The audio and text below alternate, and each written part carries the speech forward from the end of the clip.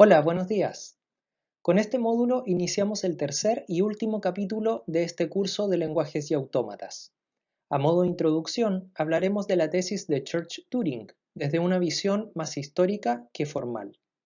Las ciencias de la computación derivan del desarrollo de las matemáticas discretas y de la lógica computacional, las cuales a su vez son el resultado de muchos siglos de evolución de las matemáticas. Las matemáticas se remontan al inicio de las civilizaciones, y de manera más formal al menos al antiguo Egipto, desde el siglo 30 a.C., o sea, hace ya 5000 años. Un primer florecimiento del razonamiento lógico se dio en el mundo árabe, en la Babilonia de los siglos 11 al 7 a.C.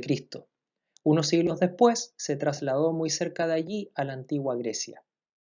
En el siglo IV aparece Aristóteles, quien funda la lógica clásica que configura nuestra manera racional de entender la realidad en el mundo occidental actual. Este conocimiento de los antiguos griegos corrió el riesgo de perderse durante los 1000 años de embrutecimiento y oscurantismo de la Edad Media. Afortunadamente, consiguió ser rescatado nuevamente por los árabes hasta que con el renacimiento de Europa pudo volver al mundo occidental, rejuvenecido gracias a Descartes y Leibniz, precursores de la lógica moderna. La lógica moderna emerge entonces como tal en el siglo XIX, y dentro de ella la lógica booleana o lógica de Boole, en la que se basarían años más tarde la electrónica y el funcionamiento a nivel de hardware de los actuales computadores. Posteriormente aparecería el alemán David Hilbert, uno de los matemáticos más importantes y brillantes de la historia, quien en su optimismo promovía la idea de que cualquier problema podía ser resuelto a través de la lógica matemática. Sin embargo, un joven y notable matemático, el austríaco Kurt Gödel, logró demostrar a través de su famoso teorema de incompletitud que aquello que pretendía Hilbert era imposible, y que de hecho sí existen muchos problemas matemáticos que simplemente no pueden resolverse mediante la lógica matemática. Esto significó un nuevo quiebre en la historia de las matemáticas y abrió nuevas interrogantes que permitieron el desarrollo de la lógica computacional y la computabilidad, de quien uno de los mayores representantes es Alan Turing, creador de las máquinas de Turing que veremos en este capítulo. Uno de los problemas más importantes definido por Hilbert y Ackermann en 1928 fue el Entscheidungsproblem, o problema de decisión. Lo que buscaban estos matemáticos puros era encontrar un procedimiento matemático riguroso y determinista, lo que hoy llamaríamos un algoritmo, que para cualquier sentencia matemática fuera capaz de decidir si dicha sentencia es cierta o no.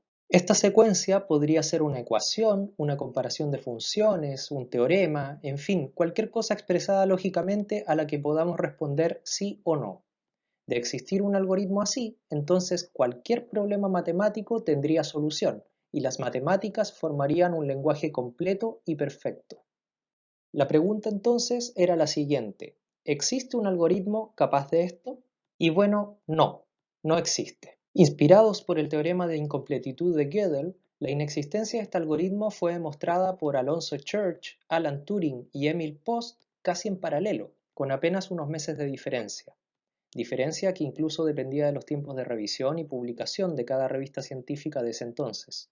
Las tres demostraciones fueron correctas y llevaron al auge de las ciencias de la computación, pues involucraron una forma de entender las matemáticas de una manera algorítmica, en tiempo en que las matemáticas funcionaban en base a teoremas más estáticos que procedurales.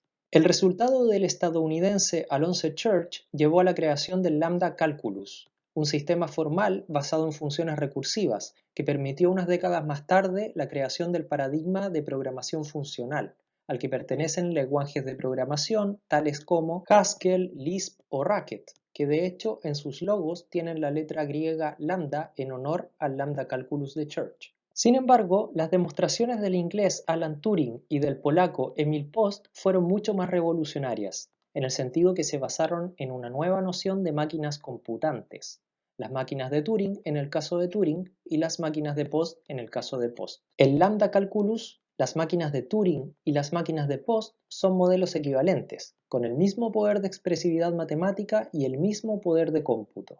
Estos tres modelos, además de algunos otros existentes, permiten resolver funciones computables.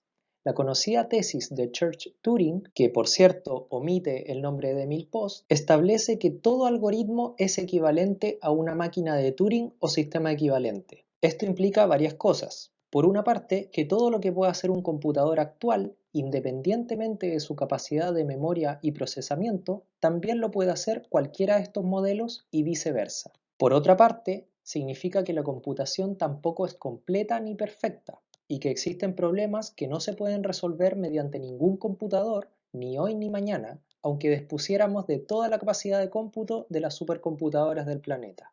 Ahora bien, desde el punto de vista de la jerarquía de Chomsky, las máquinas de Turing son la manera de reconocer lenguajes recursivamente enumerables, el tipo de lenguaje más poderoso dentro de los lenguajes formales. Este tipo de lenguajes puede generarse por las gramáticas más flexibles de todas, donde tanto a izquierda como a derecha de cada regla de derivación podemos tener cualquier combinación de símbolos terminales y no terminales. Las máquinas de Turing mantienen el mismo espíritu que los autómatas vistos en los dos capítulos anteriores. Son por tanto formales y al mismo tiempo sencillos de describir. De los dos capítulos anteriores, también sabemos que la complejidad de cada autómata no depende de su número de estados, sino de sus transiciones, las cuales se vuelven más poderosas con la capacidad de recordar su entorno por medio de una memoria. Recordemos que los autómatas finitos no poseían ninguna memoria, sus transiciones solo dependían de lo que se iba leyendo de la cadena de entrada. Luego vimos los autómatas de pila, en cuyas transiciones podíamos ir apilando o desapilando símbolos en una memoria de pila, es decir, de tipo LIFO, last in, first out, o último en entrar, primero en salir. Las máquinas de Turing, en cambio, poseen una memoria de cinta, que contiene la entrada inicial o input y que es también el lugar donde se colocará la salida o output de la máquina. Dependiendo de la notación usada, esta cinta puede ser infinita a ambos lados, pero en nuestro caso asumiremos que tiene un comienzo y que luego es infinita hacia la derecha. Esto no cambia en nada el poder de cómputo de la máquina. Ahora, para saber en qué parte de la cinta nos encontramos, usamos un cabezal de lectura-escritura, que permitirá desplazarnos por la cinta e ir leyendo y sobreescribiendo el contenido de esta. En nuestro caso, el cabezal nunca podrá desplazarse más a la izquierda que el inicio de la cinta. Por otra parte, todas las celdas de la cinta que no tengan ningún símbolo de la cadena de entrada estarán inicialmente vacías, lo que representaremos por un signo gato. Esta es simplemente una marca para indicar que esa posición de la memoria se encuentra vacía, y por simplicidad asumiremos que pertenece al alfabeto del lenguaje. Entonces, hasta aquí ya podemos vislumbrar que las máquinas de Turing se parecen bastante a los computadores actuales. De hecho, estos últimos fueron creados a partir del modelo teórico de las máquinas de Turing.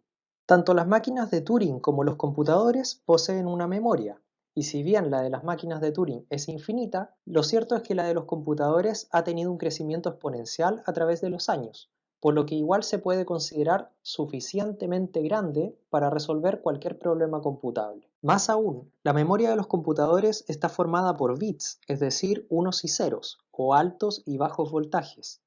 Este es el alfabeto binario que entienden los computadores, unos y ceros, verdaderos y falsos.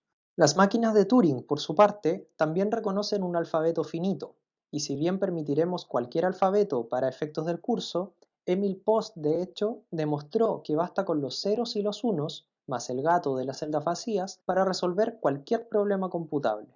Esta memoria de las máquinas de Turing adopta la forma de una cinta, mientras que en el computador es la memoria principal o secundaria, lo que es prácticamente lo mismo. De hecho, el cabezal de lectura-escritura para desplazarnos por la cinta de las máquinas de Turing fue explícitamente copiado en los computadores actuales y corresponde al Program Counter de la CPU.